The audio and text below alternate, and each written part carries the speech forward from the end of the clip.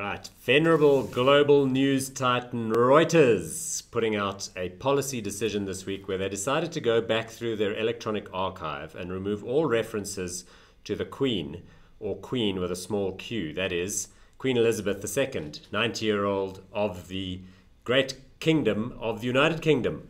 Well, this is great, but then they ran the bots, they ran the software, and what happened is that a whole lot of stories which actually related to bees got affected. Let me read you an example. With its highly evolved social structure of tens of thousands of worker bees, all of which are commanded by Queen Elizabeth. That's not bad. Or you have this one, wait for it.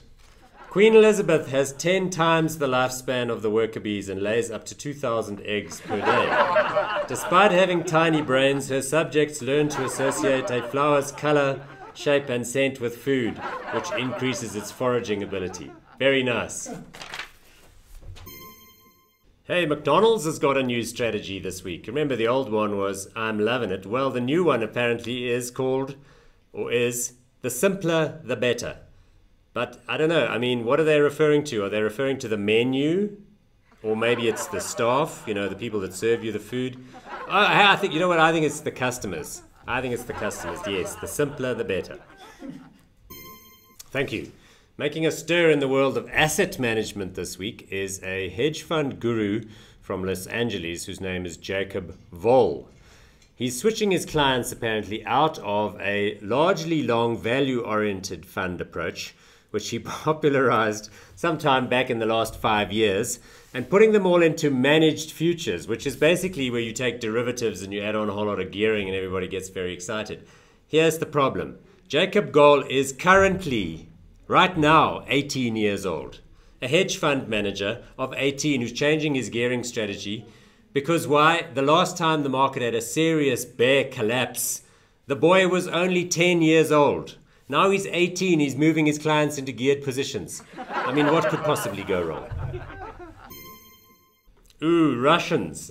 We love Russians here on the Blunders because it's an everlasting source of the best stories. Tremendously funny country.